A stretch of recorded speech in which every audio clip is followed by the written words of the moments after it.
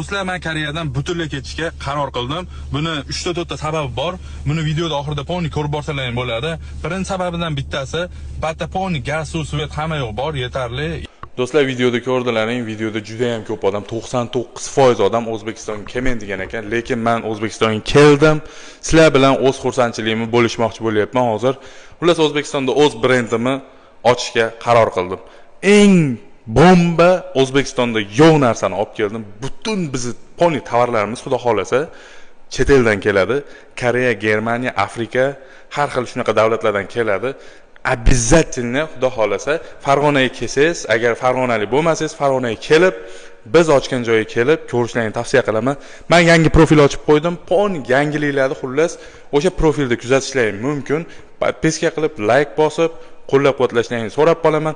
Aniq bilaman, vodiylar eng ko'p podpiska qiladi. Farg'ona, Andijon, Namangan, Qo'qon, o'zimiznikilar. Davay, podpiskani kutib qolaman. O'zbekiston qo'llab-quvvatlaydi degan umiddaman. Xudo xolasa biznesimizni rivojlantiramiz, birgalashib cho'qqiga olib chiqib buni poni O'zbekiston bo'ylab setvi desertni baza qilamiz. Go.